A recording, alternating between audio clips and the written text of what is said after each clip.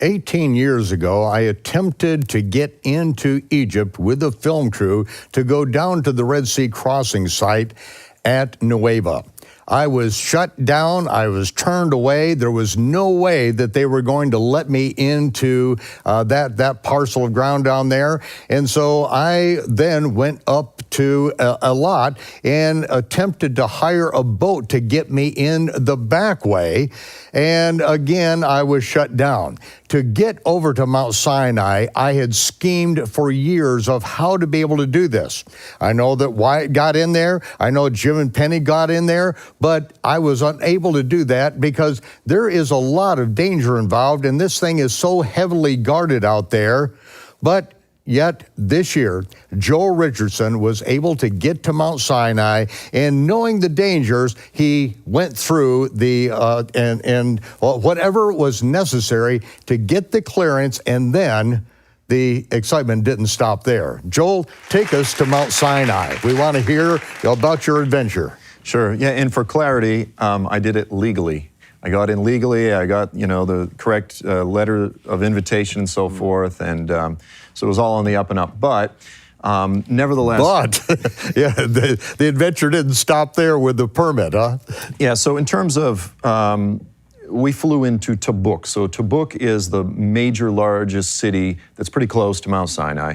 It's about 2.5, 3 hours drive from the airport to the location of Mount Sinai. Now, what we had been told, because there are different people that have gone up there and visited it, even recently, is that even to this day, the Saudis have essentially deputized the local Bedouins to arrest people who are trespassing.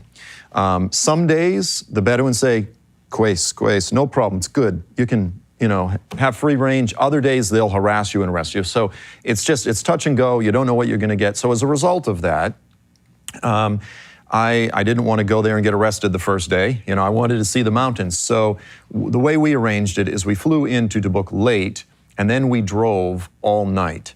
So the plan was we were going to get there on Friday, which is the day of prayer. So most people would be at mosque, at masjid. They wouldn't be, out and about. We thought it would be an ideal day to start. But what we thought we would do is get there an hour or two before they got up for that earliest fajr. That's the time of prayer, before the sun rises, or sort of right at sunrise. That's at about 4:30. So we drove all night. I've got a little video here. You can kind of see, this is dirt road. You're talking way out in the middle of nowhere. And we're doing our best with real limited GPS, trying to find the right road. And essentially what we're gonna do is we're gonna go up the Central Valley. This is on the eastern side of the mountain. Find a little quiet spot. Again, avoid the Bedouin police station. We're driving past all these little Bedouin camps and so forth. And we did drive right by the main police station there, which these are just these block structures, right? And see, that was about 2 o'clock in the morning. And we're trying to find this little dirt road off of the dirt road that we were already on. It's not easy, you know what I'm saying? It's a difficult. Dirt road off the dirt road in the middle of the desert. A path, so we had rented a couple, had a couple Toyota, I guess Land Cruisers or something. We were gonna camp for a couple hours, in other words, get a power nap, sleep for about 2 hours, get up at sunrise and start hiking. So it was, in other words, we were gonna be up all night and then hike all day. So that was gonna be taxing enough, so tried to get a couple hours. We basically overshot the path that we were trying to find. So we were essentially one valley over. So what that meant was that when we got up at sunrise, we thought, here's the mountain. This is the way mountains are. You look up, you say, here's the mountain. We hike up the mountain, takes us about an hour.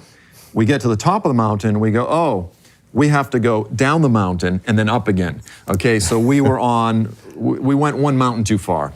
So that killed some of our water, some of our energy, some of our time. That was kind of a, Now, I have to ask you, this other trail you were looking for, were you trying to find this by GPS? How did you know what to look for?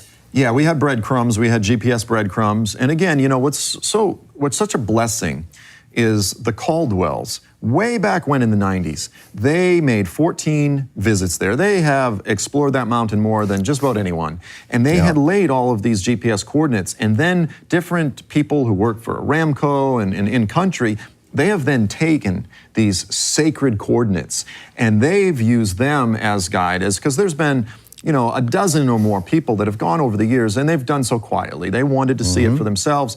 But now you have almost like a whole little community there that has all the coordinates, and they've really expanded upon it. So they know where everything is. The problem, that's beautiful. So they laid the foundation, and now you've got another generation that has gone in there on those same coordinates. Yeah. I liken myself to the way that Paul describes it. He says, because all these other folks have gone, and here it is, 2018, and last of all, as to one untimely born. I came along, Johnny come lately, I had the chance to see it. But it's just a blessing to sort of stand on the shoulders of all of those that have gone before. But here's what's amazing, is although much of it has been explored, there is so much yet to be explored. So when we came up over this mountain, we came down, now we're in the Central Valley that we had intended to camp at. And I've got a picture here at the beginning. So this sort of dark path cutting in at the bottom, this is the valley that we then came across. So after we came down this first mountain, this is what we were looking at. So this is really like a wadi undercutting the base of the mountain there. Yep. Right? Yeah, and this valley basically shoots out from the east. So if you were to looking at that shoots out of the mountain from the east. The top of the mountain there that's all dark, it's a dark basalt rock, that is Mount Sinai. That's Mount Sinai. Again, about 8,000 feet tall. So as we got just to the other side of that wadi, that's all of the dark rock, just as we got to the other side of that, to the lighter granite, and this is what I want to tell you about, is dumb old Joel, just stumbling his way through, he comes up to these rocks, and there's sort of these higher little mounds of rocks, we'll say. And as I look, I see these, they're not caves, but just sort of the underside of these rocks, I see all of these paintings. I say, hey guys, there's some people are 150 yards up ahead, hey, I found some paintings. And I had assumed that the Caldwells or someone had already taken pictures of it, because they have thousands of pictures, thousands. So I start taking pictures of all of these. I'll show you a picture of it. And so here's these are pictures that they never had. And, these are the first ones, ladies and gentlemen, to pay close attention, because this is the first time anyone is seeing these in real life, and this is incredible evidence right here. Yeah, and what's interesting as well, is I'll just throw this out, is at little pockets around the mountain, I had cell service. So I was texting the Caldwells, and Penny's texting back going, oh my gosh, because we're doing live back and forth, and she said, I've never seen these. We've never seen these. We've never seen pictures of these. So we find these paintings of archers. Now these are not petroglyphs, they're not chiseled. These are painted with some type of ochre paint or something, and because they're on the underside of the rocks, they were preserved from the weather, protected from the weather. Right. And what do you see is you see archers. Clearly, these are archers. Archers launching arrows. Archers launching arrows. Here's another picture. This is just, looks like a picture of an arrow. I don't know if there was an archer that got a little bit weathered. Here's another picture of some more. They're not hunting animals. This is what's interesting. You just see all these pictures of people shooting arrows, and there was probably 30 of them. Okay, I've just shown you a few pictures here. So I texted my wife. I said, hey, check it out. Because initially I'm just thinking, well, these are probably just paintings of people hunting. But then I'm looking at them going, but there's no animals. They're just a whole bunch of people shooting arrows. I text my wife, and she says, oh, that's exactly like Isaiah 19. I'm sorry, that's just like Exodus 19. And I said, Exodus 19, I'm not familiar even with what you're talking about. And she goes, yeah. And so she quotes me the verse. Well, it says, the Lord says to Moses, he says, Moses, go consecrate the people. On the third day, I'm about to come down on the mountain. He says, but put up boundaries all around the base of the mountain. And he says, and this is to let them know not to step foot on the mountain. If they do, they are to either be stoned to death or shot through with arrows. And ladies and gentlemen, here you're seeing it. This is the boundary around the base of Mount Sinai. And on that boundary, we have these images that were put there by Moses, the children of Israel, saying, if you go past this, you are, by commandment of Almighty God, you are to be shot through with arrows. If an animal goes up on this, then you shoot it through with arrows. Nobody touches this mountain. Right. Yeah. This is it. This is the real thing. It's like the ancient no trespassing sign. You know, trespassers will be shot on sight. This is beautiful. And then that morning, 3 days later, when the like the furnace from heaven comes down on that mountain, and trumpets began blowing, nobody is on that mountain. There's nobody there. No one's been able to touch that mountain or go up on it. The Almighty says, this is sanctified, and trumpets began blowing on that mountain that were so loud that rocks broke. Yeah. That is sound pressure that is beyond the threshold of pain right there. And then that's when the people were gathered at the base of that mountain to hear the voice of Almighty God shout down His commandments. This is the place that it happened, ladies and gentlemen. This is it. Yeah. Wow, this is great. This is the spot of the single greatest theophany, the greatest appearing of God in all of human history.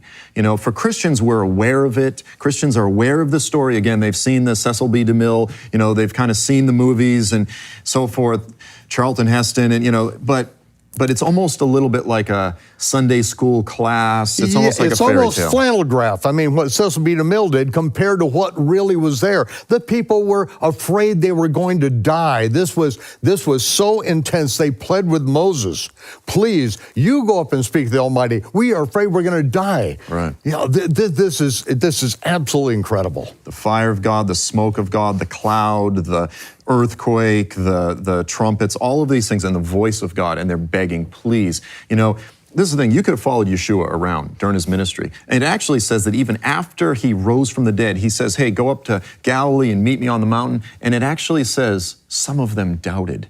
Like, can you imagine you're standing there in the presence of the glorified, resurrected Son of God, Yeshua, and there was still doubt. But I guarantee you, there was none of the Israelites sitting at the base of the mountain. They were not doubting. This is it, Joel, because the Yehovah told Moses, on that day, I'm going to do something that from then on, no one will ever doubt your word again. Right. And this was such an incredible, just an incredible revelation that Israel, it wasn't just a small group, all of Israel, all of the nations that came out, the mixed multitude, they were there, right there to hear the voice of God. And no trespassing. No trespassing. And I guarantee you, shot on sight. Yeah, exactly. And I guarantee you there was many more of these. It's just that because these were on sort of the underside of the rocks, they were preserved. I guarantee you there was many, many more, but the paintings over the thousands of years, of course, wear it off. And that's the thing is, it's not a crazy thing to say there is the possibility that Moses himself painted these. That's not an impossibility. Right. So it's just one more confirmation. It's just one more confirmation that this is indeed the correct mountain. From there, we began making our way up to the cave that we believe is the cave that Elijah visited when he went to Mount Sinai. So this, again, I'm not even sure who found it. Who was the first one to find it? Did Ron Wyatt find it? No, I do not know that. I just know that Jim Caldwell took the photographs from inside the cave, looking down on the altar of the golden calf and the other artifacts that were there. Sure.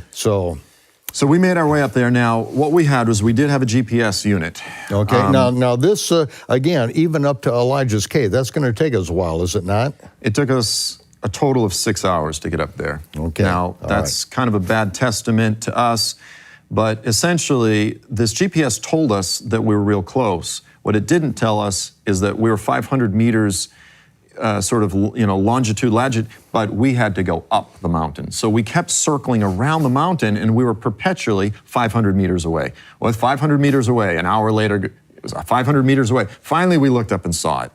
So once we got to the eastern side, we looked up, and there it is, and it's a very prominent cave. So looking up, here's a picture of it. I've blacked out a couple of my friend's face, so you can see it. It's a pretty decent-sized cave, and you can see it, again, it's facing east. It's facing east, and then I've got another shot here from the inside. And the cave is about 20 feet deep.